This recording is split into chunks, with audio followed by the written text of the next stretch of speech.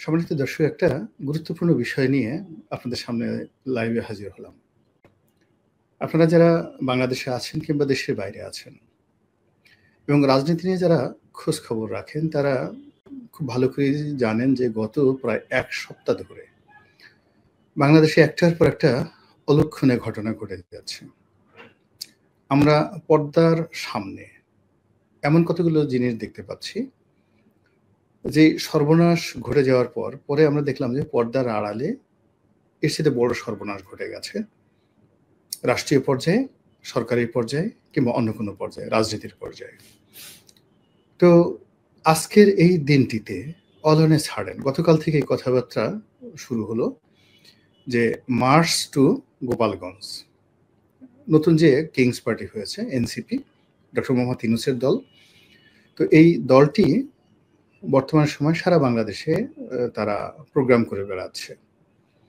এবং অবাক করার ব্যাপার হলো যে আজ থেকে ৬-৭ মাস আগে তারা যেখানে যাচ্ছিল লোকজন হচ্ছিল না, মারামারি হচ্ছিল, কাটাকাটি হচ্ছিল, এবং এই নেতৃবৃন্দ যারা আছেন তারা সবাই লাঞ্ছিত এবং অপমানিত হয়ে যাচ্ছিলেন।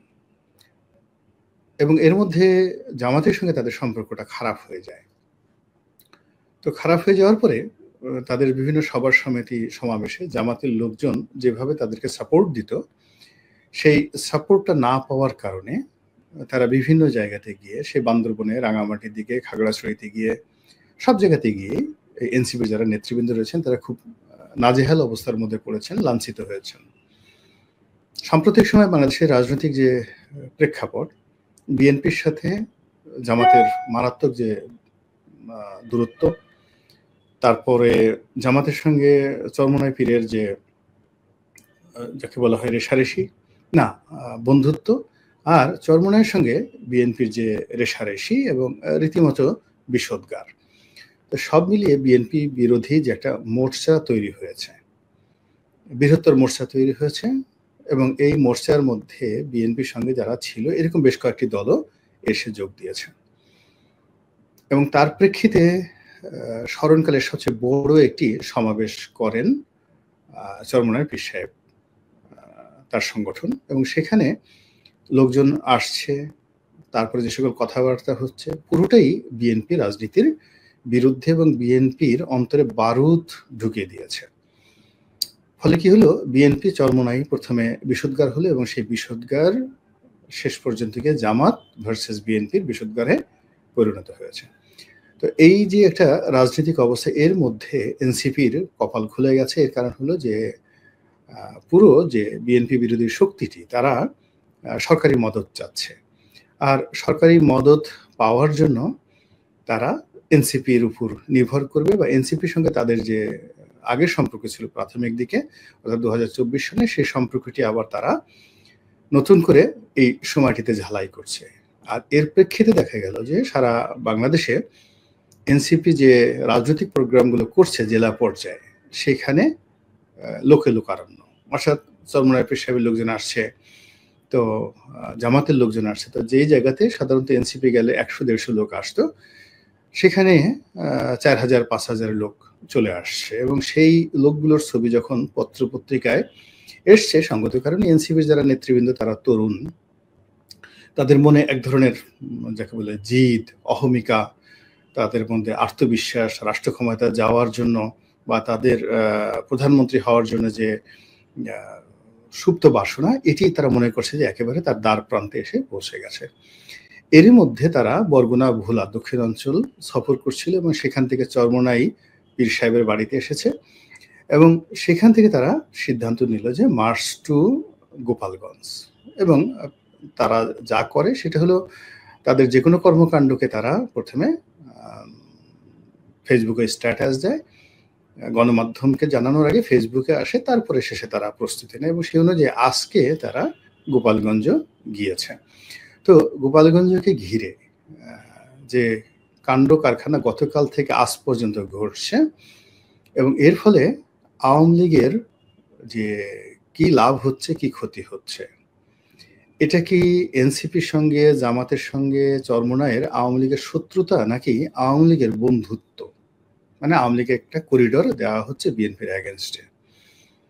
আওয়ামী লীগকে এর মাধ্যমে রাজনীতিতে পুনর্বাসন করার চেষ্টা করা হচ্ছে, নাকি নতুন করে আওয়ামী লীগকে অ্যাবান্ডন করার জন্য চেষ্টা করা হচ্ছে? এবং এই সময়ে হঠাৎ করে কোনো মানে পূর্ব পরিকল্পনায় কিছু নেই, মার্চ টু গোপালগঞ্জ, এই জিনিসগুলো যেভাবে হচ্ছে, এবং একই সঙ্গে এখানে টুঙ্গিপাড়ার বঙ্গবন্ধুর মাজার ভাঙা, জিয়ার মাজার ভাঙা, এই গুজবগুলো কিন্তু অনেকদিন যাবৎ, গত 1-1.5 সপ্তাহ যাবৎ সোশ্যাল মিডিয়াতে চলে আসছে। যখন তারা মার্চ টু গোপালগঞ্জ ডিক্লেয়ার করেনি, ইট মিনস তারা যে সকল কথাবার্তা বলছে, এই সকল কথাবার্তার সঙ্গে বাংলাদেশের গোয়েন্দা বাহিনীর একটা নিদারুণ যোগাযোগ আছে। এবং গোয়েন্দাদের যে সমস্ত লোকজন মিডিয়াতে এসে কথা বলে, তারা কিন্তু ওই গত 1 সপ্তাহ ধরেই বঙ্গবন্ধুর মাজার ভাঙা হবে, জিয়াউর রহমানের মাজার ভাঙা হবে, এই ধরনের কথাবার্তা বলছে। আমার আসলে খুব আজব লেগেছে। কিন্তু মার্চ টু গোপালগঞ্জ দেখার পরে এবং আজকে সকাল থেকে এই যখন আমি লাইভে বসছি, এই মুহূর্ত পর্যন্ত যা কিছু ঘটছে, এটা সমস্ত বাংলাদেশের রাজনীতির হিসাবপত্রকে উলটপালট করে দিয়েছে। এবং এটা আগামী দিনে রাজনীতির যে কত বড় অশনির সংকেত, সেই বিষয় নিয়ে বিস্তারিত আলোচনা করব। তার আগে একটু দেখি যে এই অনুষ্ঠানে লাইভে কারা কি মন্তব্য করছেন এবং কতজন আছেন। সম্মানিত দর্শক, প্রায় 1000 জন আমাদের সঙ্গে আছেন। এনসিপি লোকজন বলছে এনসিপি জিন্দাবাদ, জয় বাংলা, জয় বঙ্গবন্ধু, চোরখোট্টা যাক। তারপরে আরো যারা আছেন এনসিপির অনেকে আছেন। হাসিনা একজনের ভালোবাসা, শেখ হাসিনাকে আপনার শুধু ক্ষতি করেছে, একদিনের জন্য ভালোবাসা স্নেহ আদর দেয়নি। আচ্ছা, শেখ হাসিনা প্রসঙ্গে এখানে আসছেন কেন? আমি তো উল্টো শেখ হাসিনাকে জিজ্ঞাসা করেন যে গোলাম মোল্লা রনি খালি কি আওয়ামী লীগের নমিনেশন নিছে, এছাড়া আওয়ামী লীগের 1 কাপ চা খেয়েছে? এটা শেখ হাসিনাকে জিজ্ঞাসা করেন। 2 নম্বর হলো সে 3000 3,500 সংসদ সদস্যকে বিভিন্ন সময় মনোনয়ন দিয়েছে 1986 থেকে 24 পর্যন্ত। তার মধ্যে দ্বিতীয় কোনো ব্যক্তি গোলাম মোল্লা রনি হতে পেরেছে কিনা আওয়ামী লীগের? জিজ্ঞেস করেন তাকে। আর শেখ হাসিনাকে জিজ্ঞাসা করেন, আওয়ামী লীগকে জিজ্ঞেস করেন যে আমি এমপি হওয়ার আগে আমি কত টাকার মালিক ছিলাম, আর এখন কয় টাকার মালিক আছি, দরিদ্র হয়ে গেছি, এই যে আমার ব্যবসা বাণিজ্য সবকিছু যে আওয়ামী লীগ ধ্বংস করে দিল, আমার অপরাধটা কি ছিল? আমি কি চুরি করেছি সালমানের মতো, ডাকাতি করেছি? কি সমস্ত কথাবার্তা বলেন, এই জিনিসগুলো আছে। আর এই বিপদের সময় যে এই যে এখানে বসে শেখ হাসিনার নাম নিচ্ছি, গোপালগঞ্জের নাম নিচ্ছি, এগুলো তো বাংলাদেশে আওয়ামী লীগের কোনো একটা লোককে আপনি বলেন তো, ওবায়দুল কাদেরকে বাংলাদেশে এসে, শেখ হাসিনাকে বলেন বাংলাদেশে এসে এখানে বসে কথা বলার জন্য। সবসময় লিখে এই যে মিস্টার ইব্রাহিমকে একটু দয়া করে নিজের প্রতি রহম করুন এবং বোঝার চেষ্টা করুন বাংলাদেশ কোন দিকে যাচ্ছে। এনসিপি জিন্দাবাদ। আসসালামু আলাইকুম। আসসালামু আলাইকুম প্রিয় রনি। দেশের অবস্থা অনেক খারাপ, মানুষ বলে শুধু আগেই ভালো ছিল, আমার মনে হয় শেখ হাসিনা আবারও ক্ষমতায় আসবে। তারপর সাইফুল্লাহ, গোপালগঞ্জ এখন যদি ডেভিল হান পরিচালনা করা হয় অথবা আওয়ামী লীগের লোকজনকে আটকের জন্য অভিযান পরিচালনা করা হয়, সেক্ষেত্রে আওয়ামী লীগের ক্ষতি হবে বলে আমার ধারণা। ঘটনাটা তা না, এটা উল্টো হয়ে যাবে। সাইফুল্লাহ, ডেভিল হাল ঠোকানো হবে না, এখানে অনেক খেলাধুলা হচ্ছে পর্দার আড়ালে, এখানে আওয়ামী লীগের উপকার হবে, যেখানে যা কিছু হচ্ছে এখন যেটা হোক। এটা বলছি এনসিপি জিন্দাবাদ। তারপরে পুলিশের বিচার হওয়া, লিগাররা আজকে গোপালগঞ্জ পুলিশের গাড়িতে আগুন দিয়ে আলহামদুলিল্লাহ বলতেছে। এনসিপি জিন্দাবাদ, ইনকিলাব জিন্দাবাদ। এনিওয়ে, যে কথা বলছিলাম সে কথা আবার একটু শুরু করি। সেটা হলো রাজনীতির কতগুলো রিদম আছে। এখন আওয়ামী লীগের মতো যে দলটি, যেটি ছাত্রলীগ দিয়ে শুরু হয়েছিল, আওয়ামী লীগের আগে কিন্তু ছাত্রলীগ প্রতিষ্ঠিত হয়েছে, এবং সেই যে সেই ব্রিটিশ জমানাতে শুরু হলো পদযাত্রা, পাকিস্তান জমানাতে এটার প্রস্ফুটিত, এবং ওই 50-এর দশক থেকে 52-53 সন থেকে গোপালগঞ্জ, ফরিদপুর আওয়ামী লীগের ঘাঁটি। ফলে ওই অঞ্চলের মাটির সঙ্গে মানুষের হৃদয়, মন, মস্তিষ্কের সঙ্গে আওয়ামী লীগ যেভাবে মিশে গেছে, এটি পৃথক করা সম্ভব নয়। এটার যে পলিটিক্যাল ফিলসফি রয়েছে, এটা যে পলিটিক্যাল সূত্র রয়েছে, এটা এই তরুণ প্রজন্মের যারা আছেন তারা যেভাবে বোঝার চেষ্টা করছেন না, অনুধাবন করার চেষ্টা করছেন না, এবং একইভাবে চিন্তা করুন যে ওদেরকে যারা বুদ্ধি দিচ্ছেন, ওদেরকে যারা টাকা দিচ্ছেন, তারাও এই বিষয়টা বুঝতেছেন না। একটা জিনিস আপনাদেরকে বলি যে ধরুন আমাদের সীমান্ত অঞ্চলগুলোতে, চাঁপাইনবাবগঞ্জ, অন্যান্য এলাকাতে, কক্সবাজার, রাজশাহী, তো এই সমস্ত এলাকাতে কেন জামাত জনপ্রিয়, আজকে থেকে নয়, সেই ব্রিটিশ জমানা থেকেই কেন জামাত জনপ্রিয়? এটা একটা পলিটিক্যাল থিওরি নিশ্চয়ই আছে। আচ্ছা বলেন তো, বগুড়া, ফেনী, এই কুমিল্লা, এই অঞ্চলগুলোতে বিএনপি কেন জনপ্রিয়? একেবারে বগুড়াতেই আপনি বিএনপির ঘাঁটি কেন বলেন? অথবা ধরুন গাইবান্ধা, রংপুর, এই অঞ্চলগুলোতে কুড়িগ্রাম, নীলফামারী কেন জাতীয় পার্টির এরশাদ এখনো জনপ্রিয়? এবং এখনো যদি ভোট হয় ওখানে জাতীয় পার্টির প্রার্থী জয়লাভ করে আসবে কেন বলেন? আমরা তো সারা বাংলাদেশ জাতীয় পার্টিকে কোনো পার্টিই মনে করি না, দলই মনে করি না। কিন্তু বাস্তবতা হলো যে উত্তরবঙ্গে এখনো ফেয়ার ইলেকশন দিলে তারা 25 থেকে 30টি সিট ওখান থেকে ইলেকশনে পাশ করে আসবে। জাতীয় পার্টির বাইরে, ওখানে লাঙ্গলের বাইরে কোনো প্রতীকে কাজ করবে না।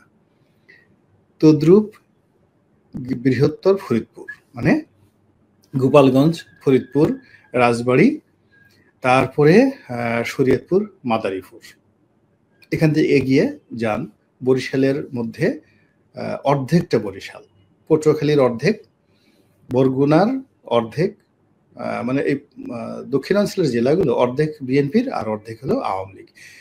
কিছু কিছু আওয়ামী লীগ আমাদের বরিশাল বিভাগে আছে এলাকাতে, যেখানে টুঙ্গিপাড়ার চাইতে বা গোপালগঞ্জের চাইতেও সেখানে আওয়ামী লীগ বেশি জনপ্রিয়। যেমন আমার যে নির্বাচনী এলাকা গলাচিপ এবং দশমিনা, এটা এখানে আপনি কল্পনা করতে পারবেন না এখানে আওয়ামী লীগ কি পরিমাণ জনপ্রিয়, এরকম রয়েছে। এই কারণটা কি?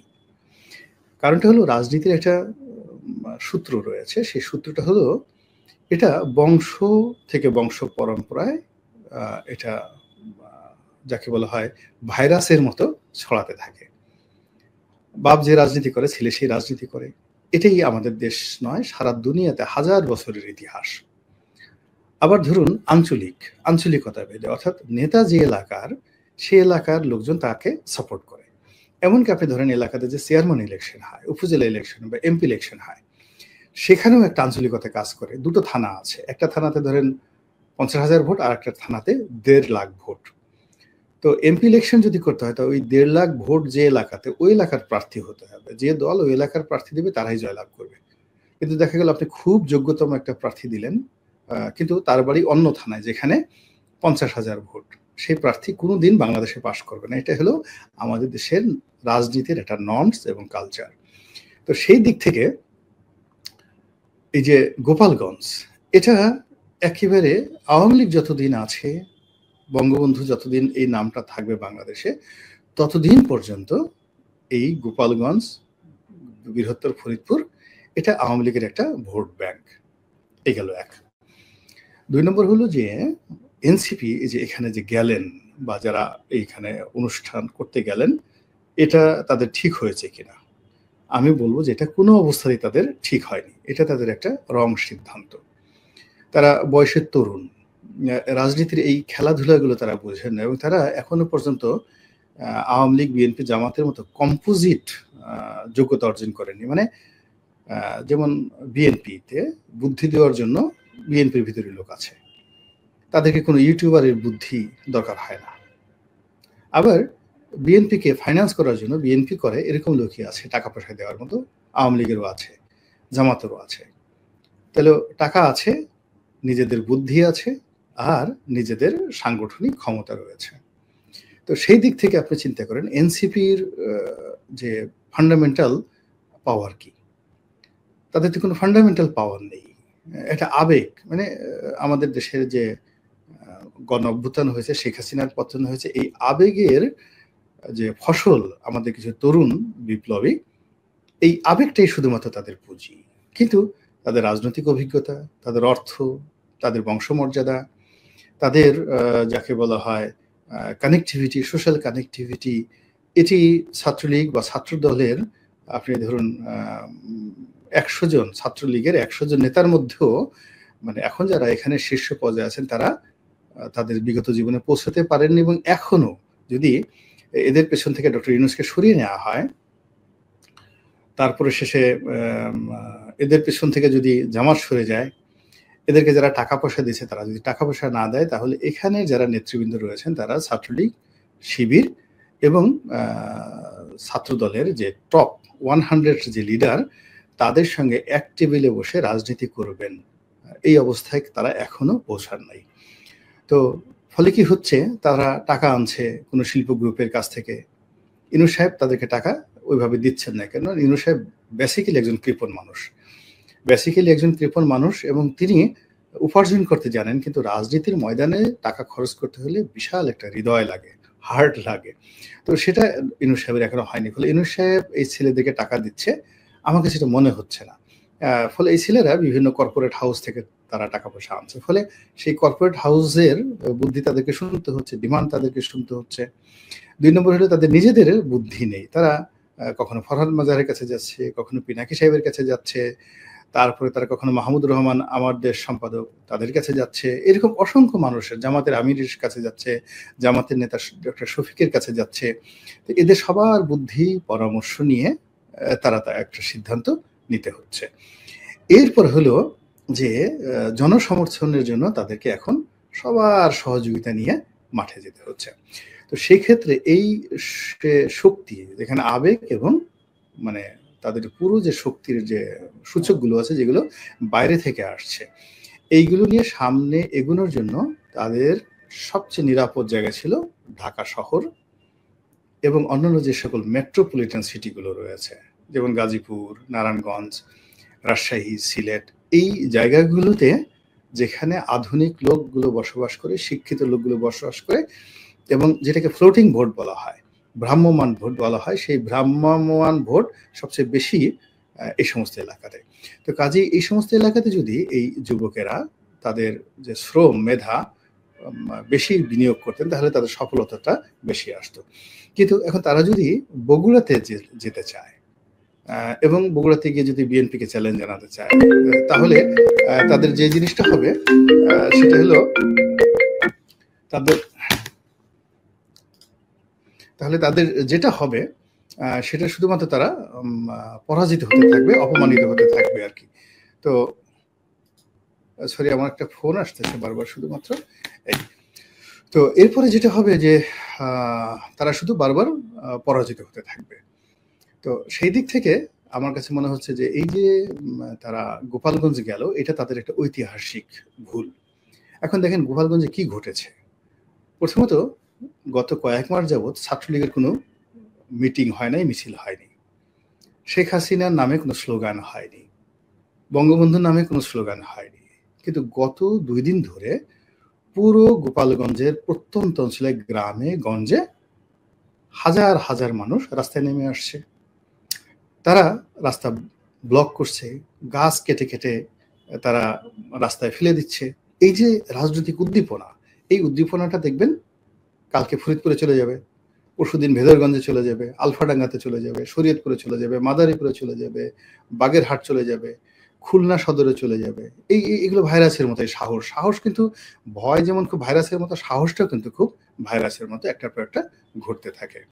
তো এই যে অবস্থা, সেই অবস্থা শুরু হয়ে এলো এই গোপালগঞ্জ দিয়ে, যেটা দরকার ছিল না। এরপর হলো এখানে যারা আছে তারা এখন পুলিশকে খুব ভয় পাচ্ছিল।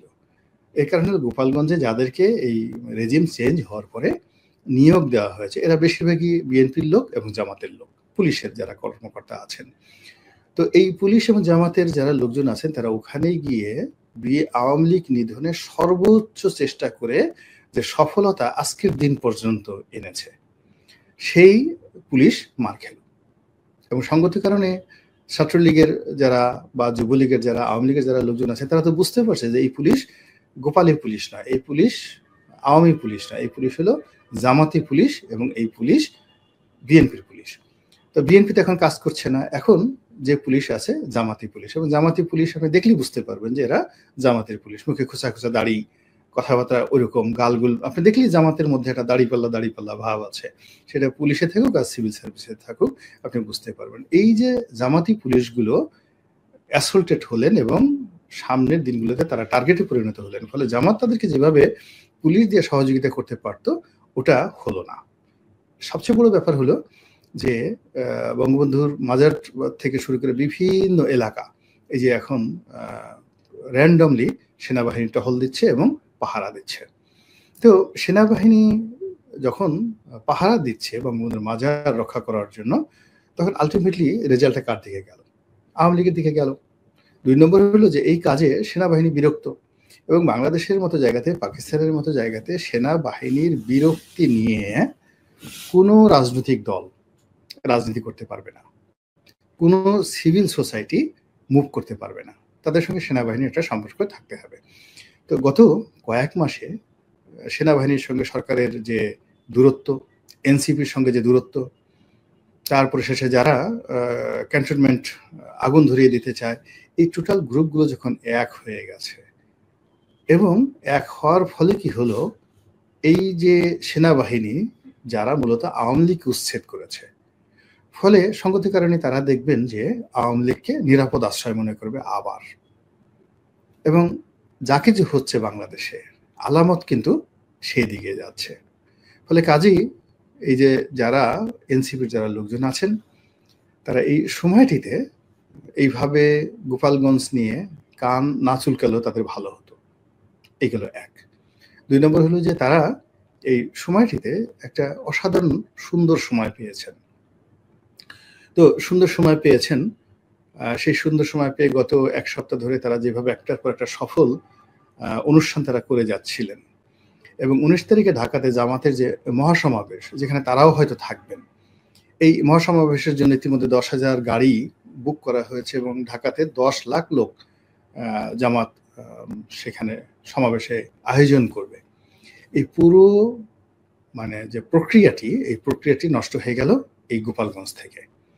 এই গোপালগঞ্জ থেকে এই জিনিসটা যে নষ্ট হয়ে গেল, এর কারণ হলো দেখেন তারা গোপালগঞ্জে গেছে, বলতে গেলে পুলিশের প্রোটেকশনে গেছে, প্রশাসনের প্রোটেকশনে গেছে।